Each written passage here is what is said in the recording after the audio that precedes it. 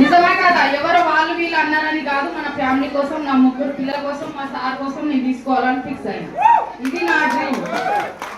వాళ్ళు వీళ్ళు అన్నారంటే వాళ్ళు అన్నని నాకు అంటున్నారు. మా ఊళ్ళో మా మామ వాళ్ళే, మాకు తెలిసిన వాళ్ళే, కార్ తెస్తామంట ఇప్పుడు చెప్పుకుంటా కార్ తెస్తా కార్ తెస్తా అని. జస్ట్ ఒక 3 నెలలు ఆగు మామ, కార్ తెస్తా, నీ ఇంటి ముంగ కాపి నీకు బిర్యానీ తినబెడతా అని చెప్తా. మరి నా డ్రీమ్ వచ్చేసి, నాకు మాలెబండలో ఇల్లు ఉంది. 2027 కల్లా 40 లక్షలు మా సొంతూరులో పెట్టి నేను కట్టుకోవాలని ఉన్నవాడు ఎవడైనా కడతాడు, అది కిక్కు కాదు. మనం లేని వాళ్ళు మనం కడితే దానికో ఒక కిక్కు ఉంటది. మన ఇంట్లో సోఫాలు వెస్టేజ్ ఉండాలి, మన ఇంటికి పేరు కూడా వెస్టేజ్ ఉండాలి. మా ఊర్లో అదే పేరు అనేది మారు మోగేలా నేను చేస్తా, ప్రూవ్ వెస్టేజ్ ద్వారా. ఇది నా డ్రీమ్.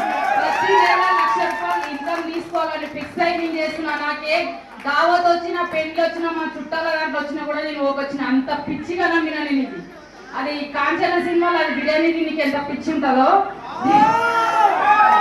ఇప్పుడు నాకు పట్టిన పిక్చర్లో ఒకటే వెస్టేజ్.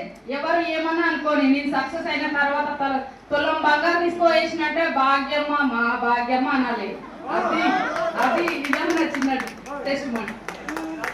కాకపోతే మా అప్లైనర్ వచ్చేసి వీరప్ప సార్, నేను సంతోషంలో మర్చిపోయినా, ఏమనుకోకండి, నాకున్న సంతోషంలో నేను మర్చిపోయినా. మరి మా అప్లైనర్ వచ్చేసి వీరప్ప సారు నాకు ఇంటికి వచ్చి చెప్పింది. కానీ నా బుర్ర ఏంటిదంటే చేనుల పని, ఇళ్ళ పని కూడా చేసిన నేను. ఎందుకంటే ఒకటే పని మీద ఉండరా, కానీ జస్ట్ ఒక 5 నిమిషాలు తీసుకుంటా, ఏమనుకోకండి. మరి ఇళ్ళ పని చేనుల పని చేసినప్పుడు సార్ వచ్చి చెప్పిండు.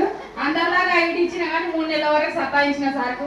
అయినా కూడా నన్ను నమ్మిండు. నా ఫేస్ లా సార్ ఇంతకుముందు చెప్పిండు కదా, నమ్మిస్తారు, నా ఫేస్ లా కనిపించిందేమో మరి నేను స్టార్ అవుతా అని.